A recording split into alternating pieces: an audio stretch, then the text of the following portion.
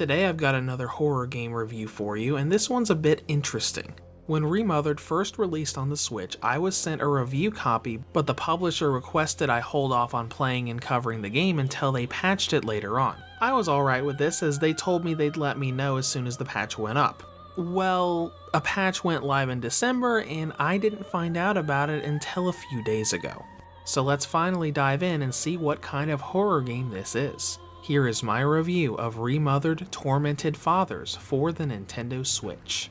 In this game, you play as Rosemary Reed, an alleged doctor sent to a patient's home by an institute they no longer visit to find out more about their disease and ask them about the disappearance of their daughter. Unfortunately, she's found out to be a liar very soon and kicked out of the mansion, resulting in her having to wait until night, sneaking back in, not able to let this go. The story then makes a big shift as Rosemary is now sneaking around the mansion trying to stay away from the patient who is now hell-bent on murdering her.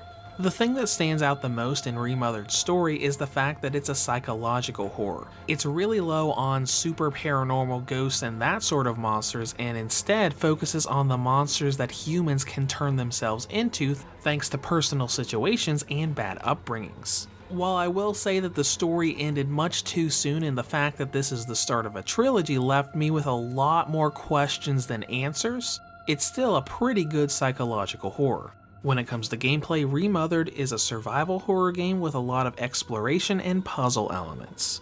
First of all, the Switch version of Remothered has a bit of an exclusive feature. When you beat the game for the first time, you unlock an art book that shows a lot of concept art for the locations, characters, and storyboards. As far as what you'll be doing, this is a game heavy on exploration and stealth and very low on combat.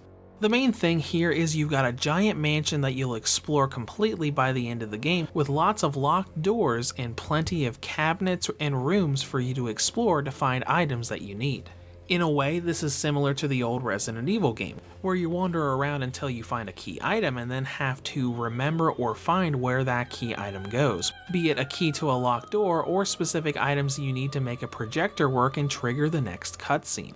But it's not as easy as just exploring around. This is what I like to call a stalker game. As you go around the mansion, once you get to a certain point of the story, there will constantly be stalkers roaming around doing patrols that you have to try to sneak by. If any of them spots you, they'll start giving chase, requiring you to run away or use items that you found around the mansion to stun or fight back against them and give yourself time to run farther away and get to a hiding spot. This point and aspect of the game is really where you hit that difficulty curve and have to adjust to learn how the game works.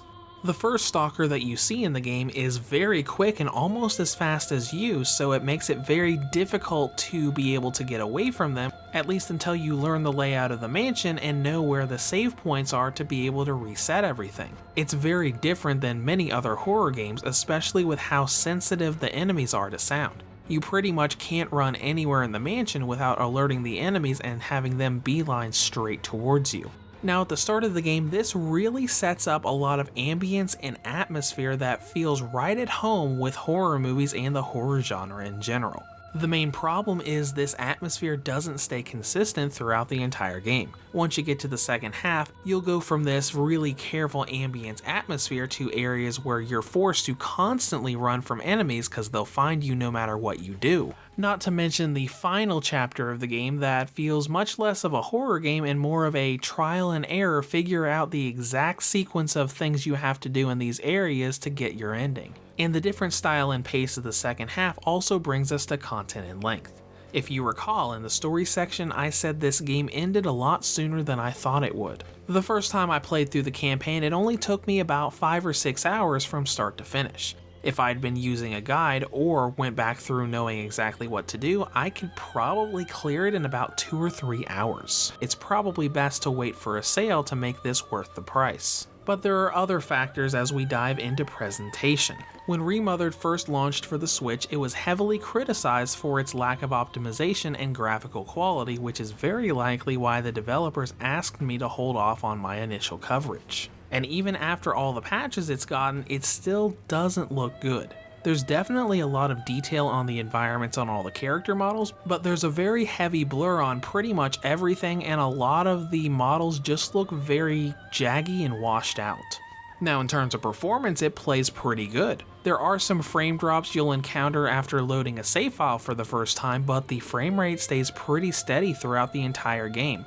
The only real problem I have with performance are the long load times, which can easily last a full minute or more when you're loading a save file or respawning after you die. Thankfully, I have no issues with crashing or anything like that, so let's dive into battery life. On the original model, Remothered has a battery range of 2 hours and 34 minutes up to 3 hours and 24 minutes. On the Nintendo Switch Lite, it has a range of 2 hours and 46 minutes up to 3 hours and 35 minutes.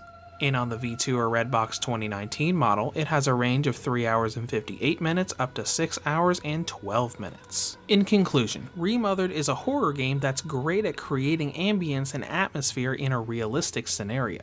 Unfortunately, the experience is brought down by its many issues, from the game's inconsistencies and short length to this port's problems with visuals and load times. It's not a bad game, but it's best bought on a cheap sale or on another platform if the visuals are gonna bother you. Reviews to go rates Remothered Tormented Fathers for the Nintendo Switch a 5.5 out of 10. If you have any comments or questions, feel free to leave them below. Thanks for watching and have a great day.